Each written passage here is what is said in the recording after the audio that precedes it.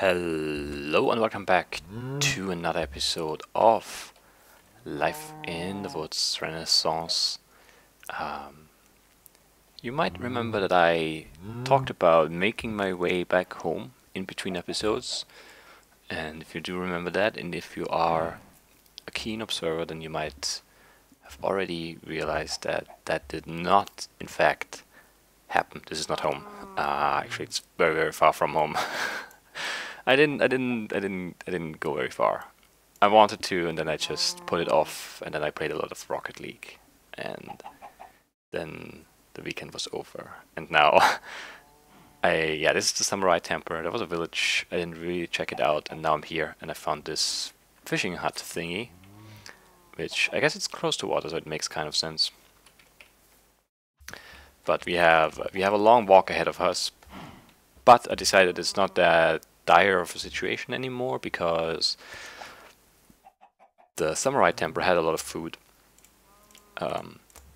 So I feel like I'm in a much better situation now overall.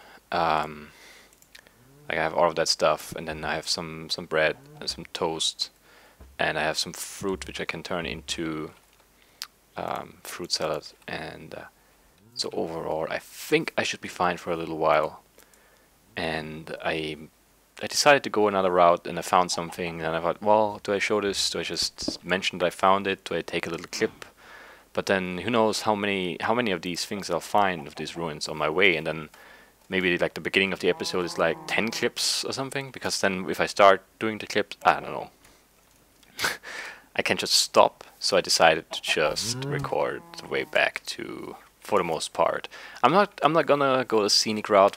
We'll keep trucking, pretty much straight west, just a little bit to the south to get to that hut where there is a chest yet that we haven't opened yet.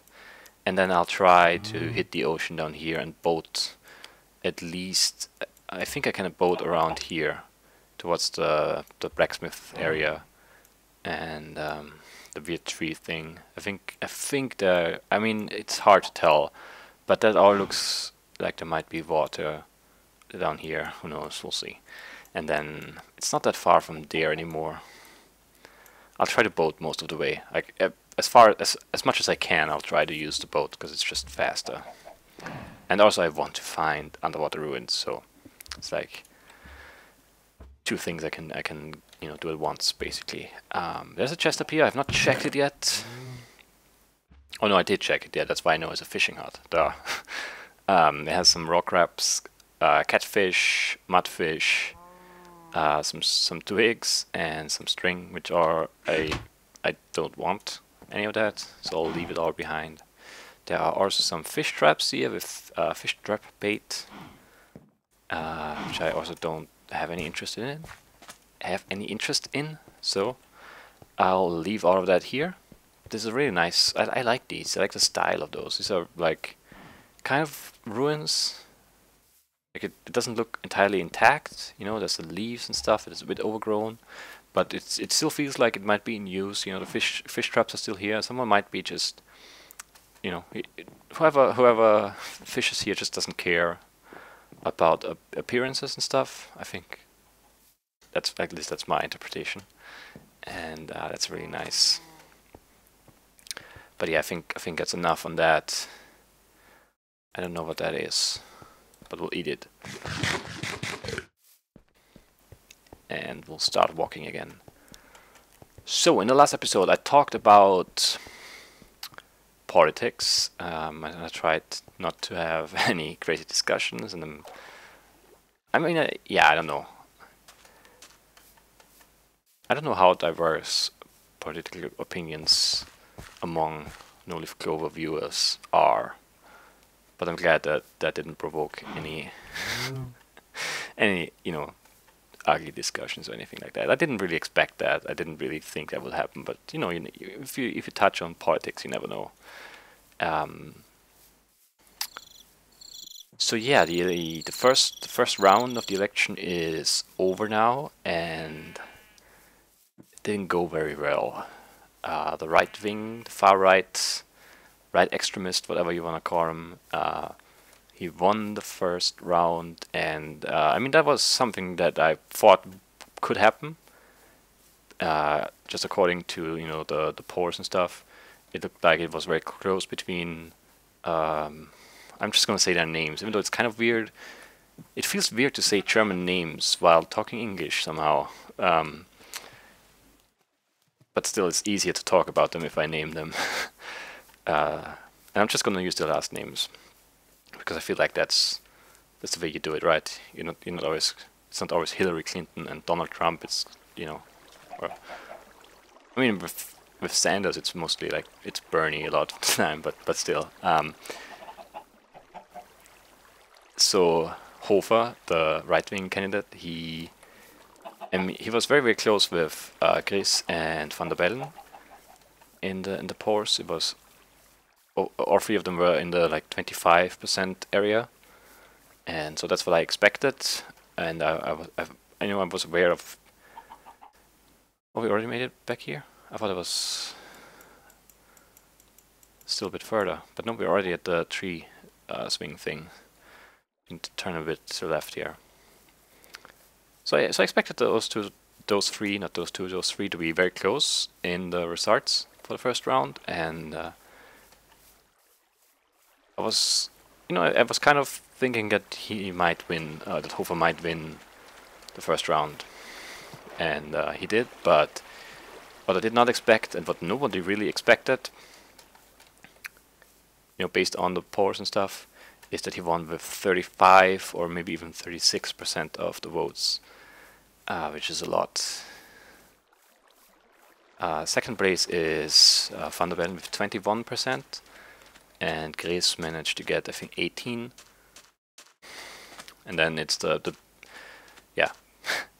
two candidates of the established parties, the Social Democrats and the People's Party, the rough equivalents to Democrats and Republicans, both have, I think, 11%. So they are, well, that's some pretty major defeat for them. That's, I don't know. I think that's gonna be some. It's gonna be some stuff happening there. I think they can't be happy with those results, even though both parties didn't really seem to really care about that election, and they both didn't really have a strong candidate. So I don't think either of them expected to, win it. But still, for the two, big established parties to lose an election like that, I mean, that has to have some consequences. Just inner party wise, they just can't move on. They just can't pretend that well, that's fine. That's not alright. I mean, like, I don't mind. They kind of had it coming, both of them, and they didn't really do anything to to prevent a defeat like that. So I don't know. I don't know what they were expecting, but just for their own sake, I mean, they have to have that. There have to be some people held accountable, responsible for that. They need to make some changes. They need to. Frankly, they need to make it to the 21st century. I think they need to realize the world has changed, and we'll see. We'll see what happens there. But get back to the election. And then the builder guy, the rich guy, the clown, quote unquote. Don't want to insult him. He managed to get what, 2%? Was it 3? I don't remember. It's not important. But yeah, that's the that seems right, at least. So the thing now is that there'll be a second round of voting, obviously, because for I mean, like, results like that are really common, like on every level, basically, that the strongest candidate or the strongest party has about 35% of the votes. That's normal here, which might be unusual to Americans, because the winner in your elections always has more than 50%, because there are only two options. But in this case, in the case of electing a president, you have to have more than 50%, because you can't have a coalition to have a majority here. You can't have two people sharing the presidency, basically, as you could with a government. So our governments are, are formed by, coalitions between at least two parties. And currently we have a so-called, I think I said that in the previous episode, big coalition between the two big established parties. So for them to be in power in that sense, but lose the presidential election, in a devastating fashion, that can't be nice for them. And so now there'll be a second round of voting, and there'll only be two candidates, Hofer and Van der Bellen. And the thing is,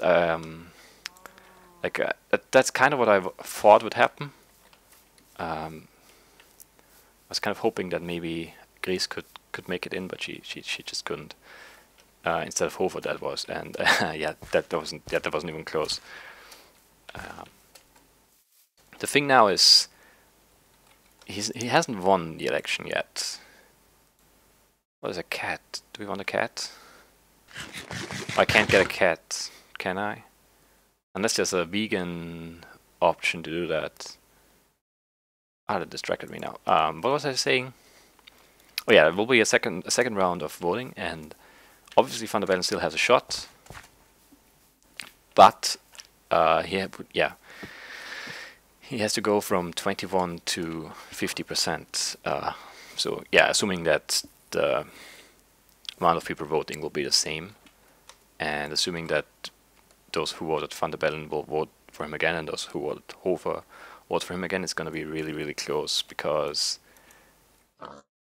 the other, there weren't that many like left or slightly left-leaning options. So Van der Bellen probably has a good shot at getting most of the 11% that the Social Democratic candidate got. Not all of them. It's never all of them, I think, but most of them, because that's more left-leaning, and so that would make sense. The people who voted for Irmgard Gries are, I don't know, it's kind of hard to tell. She's slightly conservative, but not, obviously not very far right. But a lot of people with higher education voted for her, and so that's the same people who voted for Van der Bellen. So there might be some overlap there. So he might get a good share of those votes as well. But that's not going to be enough. That will roughly take him to, let's say, I don't know, 30-something, maybe 40%, if we're being generous here. Yeah, 40 could be realistic. And then he would need 10 more % from somewhere. And that could either be people who didn't vote, or maybe people who voted Hofer, but more as like a protest thing, and now maybe don't really want him to win. I don't know. It's going to be realistically. I don't think he has a shot. I don't think there'll be anyone but Hofer winning this election, and I'm not happy about that. Yeah, let's leave it at that, I guess. Oh, nice. There's some good loot here. I'll take the sword for sure. I'll take the fresh water because it's a pain. I don't need a pot. I think I have a second one already. Let's just make sure. I do. But we'll take the Savannah stamp for sure, because I have no idea how to get stamps other than finding them in chests. So that definitely seems like a good option. Savannah, yeah, I can't wait to see what that looks like. So yeah, I'm really surprised. I think a lot of people were really surprised, and obviously the people who, did the polls, in those last few days or the last week before the election, obviously they got a lot of flack for their predictions were completely off. They were off by more than 10%. So they were completely useless, basically. And what they're saying is that people are lying, and that makes it really hard to have an accurate, prediction, obviously, because if people don't tell you the truth about who they're going to vote for, you can't predict who they're going to vote for. I mean, that's just that's common sense, I guess.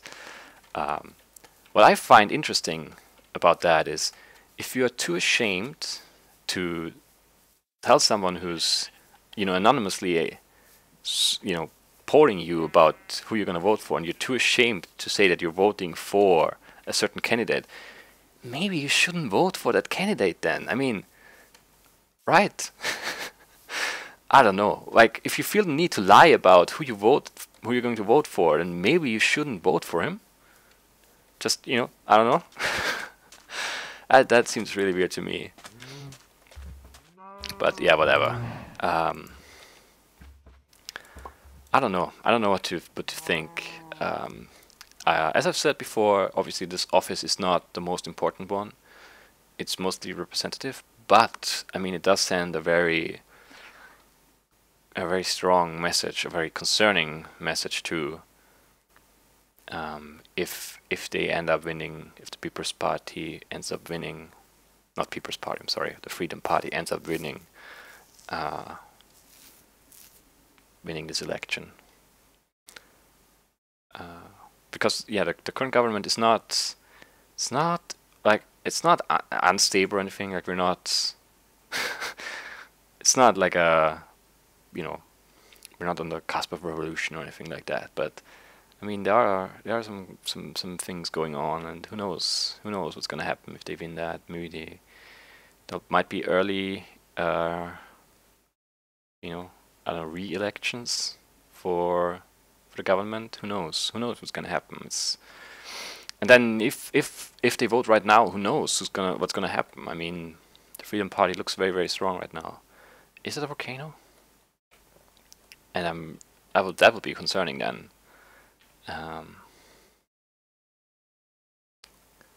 And that's another one of those weird things, because even if I get being annoyed by the government and being frustrated and being angry and wanting to send a message and all of that. That's just a volcano. Yeah, it just looks really strange for some reason.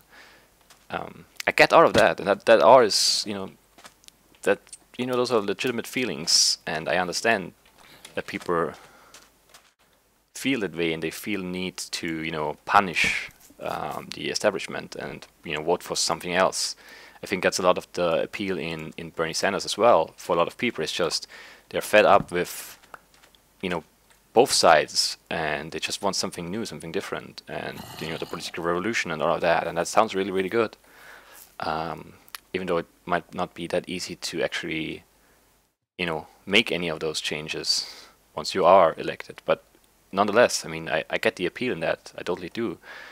What I don't get is that out of protest, out of frustration with the establishment, why vote that far right? That just doesn't make sense to me. But I guess that's part of of Austrian mentality. I mean, I think it's fair to say that Austria has always been a kind of conservative country. Or always. I mean, Austria is not that old of a country, really. I mean, yeah, we've been around, obviously, but not as, the Republic of Austria. Hasn't been a thing before the end of World War One. So, the Holy Roman Empire, and then a Habsburg monarchy, and then yada yada yada. It hasn't, like, in a sense, we aren't that old of a country. And then people back then, I mean, there wasn't a big distinction between being Austrian or being German. Everyone was German. Like, there was you were German, but you lived in, like, yeah. I don't know. There wasn't a big distinction between the two. There wasn't an Austrian identity for a very long time, and as part of the reason why, I guess, why in World War II we were so quick to side with Germany and just join them straight up is because a lot of people were always pushing for that, even in between the two world wars, to, for Austria to be a part of Germany, or for both countries to be, united. And so that that nationalistic and that conservative kind of DNA, that's part of Austria, or of Austrian history at least, for sure. I don't know where I was going with that. I really don't. I really don't remember. But yeah, I mean the Freedom Party is. I mean they're not just straight up Nazis or anything like that. I mean they're not that stupid. I mean that would be illegal. They can't. They wouldn't. Yeah, that wouldn't work. They're not. I mean some of them are pretty. Well, I'm not. I don't want to. I don't want to say anything. Yeah, but some of them have been sued and yeah, sentenced for things relating to yeah. So the entire Nazi party thing, all that is illegal here. So you can't deny anything that happened, and you can't. Yeah, there's a lot of laws that prevent people from just pretending that everything was great back then and defending Nazi Germany and, well, by extent, obviously Austria as well. So you can't really do that, but they have repeatedly done that. And even if you can look past that, which I can't, but even if you can look past all that disgusting Nazi stuff that's going on in and around the Freedom Party, even if you can look past all of that, and if you maybe, I don't know, they're obviously not all their supporters are just straight up Nazis. I guess very, very few really are, but those people, like the people who are still thinking like that, they are all voting. They're probably all voting for them, because that's where that's as close as they can get. And that alone is enough for me to never want to vote for them. Just, yeah, that's it. But even if you can look past that, even if you don't care about that, even maybe if, I don't know, I don't care, but even if that's not enough, they've been they've been part of governments before, but like the small part of a coalition, so they didn't really run anything. Aside from one state, basically, it's not. I mean, yeah, it's basically a state, Carinthia, and they ran that for quite a while, and the state is now completely broke. They are, yeah, they're completely fucked. Yeah, that's it. I can't. I tried to find another word to use there because I don't usually curse, but that's just way to describe what they are financially. And so even if you don't have a problem with the the hate stuff and the cozying up to Nazi stuff, even if you're okay with all of that, how can you look past that? I mean, that's just proof that they can't be in power. They're incompetent. It might be even worse than the established parties. I mean, I don't understand how people still vote for them. And lots and lots of shady things were going on with their former leader, Jörg Haider. And he would probably be, maybe he wouldn't be in prison, but there would be a lot of legal trouble for him if he were still alive. He died. He died in a car accident. Well, I mean, yeah, he drove. He was way too fast, and he crashed and died. But at that point, he was actually not.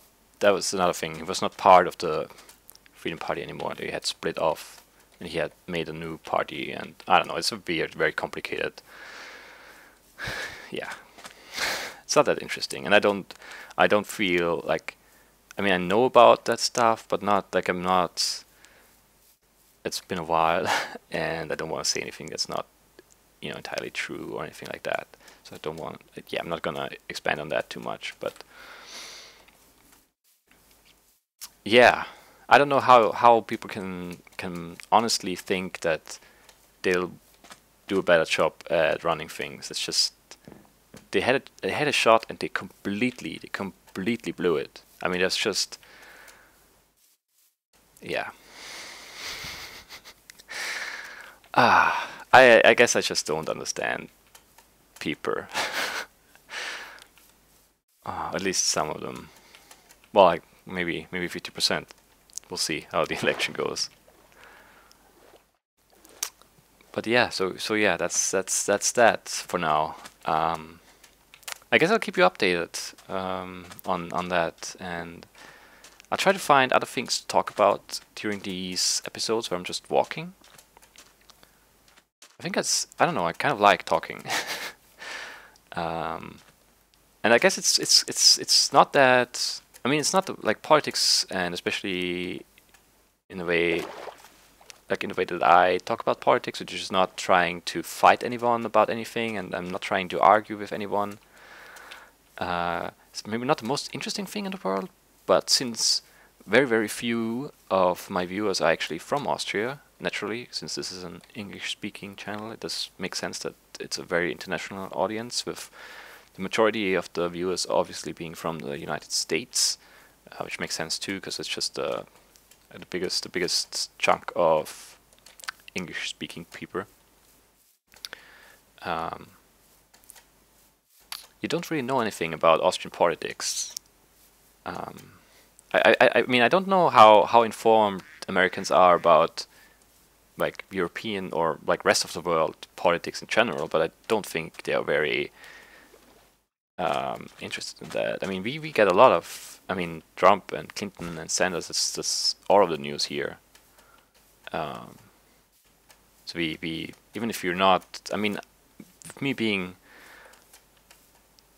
online a lot and watching a lot of YouTube, and in general being more like, I don't really feel that Austrian really. Like, I mean, yeah, I'm Austrian, and not like it's not something I want to hide or anything like that.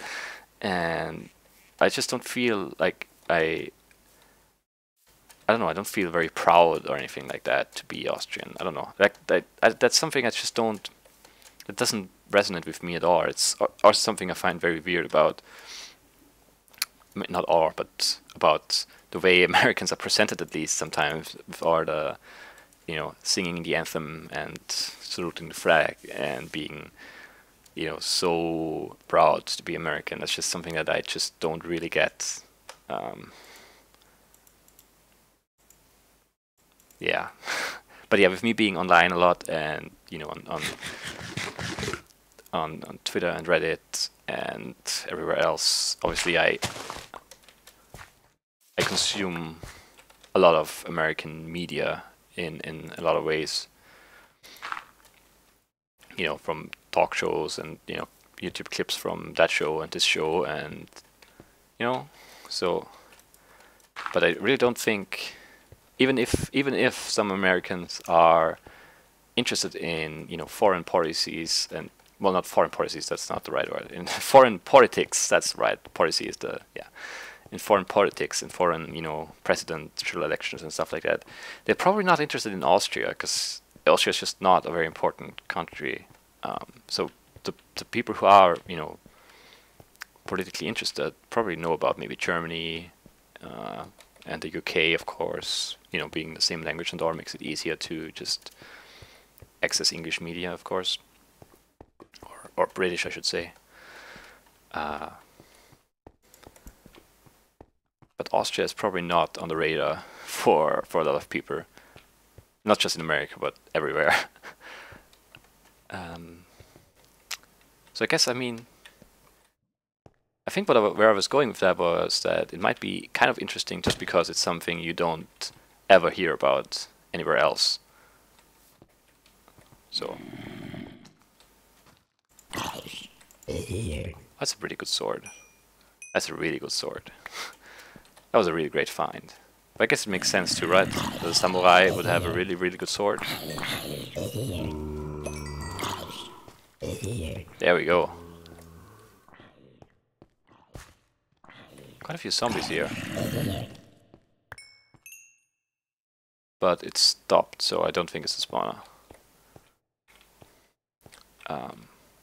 So yeah, and I mean, I don't want this series to be entirely about politics, or entirely about Austria for that matter. I just try to come up with something that I'm interested in, or something that, I don't know, I've noticed, or something. Yeah, so just something something I find interesting. It doesn't have to be current events. Like, I don't want to limit myself to just one thing, because I feel like whenever I do limit myself, I start to struggle with coming up with things. So I'll just not limit myself, and I'll just try to talk about something that I find interesting and hope that it's not something you've heard a lot about. I guess that's the only kind of limitation. I don't want to talk. Like, I don't really want to talk about the American presidential election, for example. For once, because it doesn't really concern me all that much. I mean, I wouldn't vote for Trump. I probably wouldn't vote for Cruz. I don't know about Kasich enough to really have an opinion on him. And that's it for the Republicans now, so I probably would vote Democrat. I probably would have voted Democrat anyway, independently. Like, it doesn't matter who the Republicans would, have, run. But that's also some of the weird thing about the two-party system, is that all that, it's basically, you have just two. There's just two containers for, like, everything that's left of the middle is on that container, and everything that's right of the middle is in that container. And I just don't understand how that can really represent. I don't know. I mean, like, it's not like our system is that flawless thing. Where now, and yeah, the right wing being that strong right now is something that concerns me, that I'm not happy about. But at least it's not like, it's not. It would probably be even worse if it were like a two-party, if we had a two-party system, because there's a lot of voters in the middle, and then if there only were in the middle and right of that, and to the right of that, then they would probably dominate. So I'm kind of glad that it's split up a bit, and I just crashed it in case you haven't noticed. Do I want to come back? I don't know. I think I do. Yeah, I think I do. Oh, do I keep you with me? I guess I kept talking, so I kind of have to now. Let's see how long it takes for the game to come back. It's already starting, it's just, it takes a little while. Usually I do a cut, but I don't know why I didn't. Now I feel like it's too late, because if I stop recording now, then I would have to cut out that whole black screen bit, pretty much. And so you're just gonna, I guess, I was too focused on talking, not enough focus on recording. So yeah, let's hope I don't burn up here. It's coming my way, and I don't know where exactly I'll be at. Alright, so yeah, it's not that close.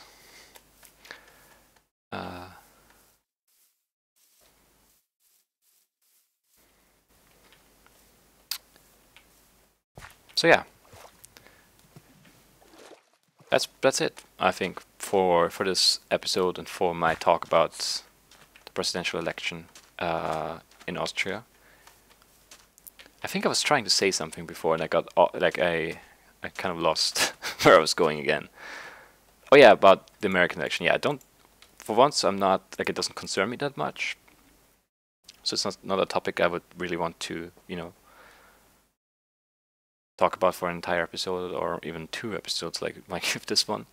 And I just feel like I don't really know enough about it. Like, I read the headlines, and sometimes I listen to this person or that person talk about stuff, and obviously I do have an opinion, but I don't think it's one that's that important, or like that well thought out, that I need to share it and enlighten you guys about what you should do. can do whatever you feel like you need to do. And I'm not like, I don't know. I mean, yeah, I guess my political affiliations are kind of clear if you've watched these 2 episodes, but it's not like I'm very, very involved or anything like that. I'm not. That's just where I stand, and that's it really. Yeah. And I hope I didn't disappoint anyone, but I do tend to believe that it's so pretty. Look at that sunset. Sunsets at the oceans are just the greatest thing, basically. That's really nice. And now we have the dark stuff popping up against that red light. Ah, so pretty. This modpack is so pretty. Let's focus on that. Let's hope for the best. We'll hope for a miracle or I'll hope for a miracle in the Austrian election, and I hope that whoever wins the American presidential election is not going to be Trump. And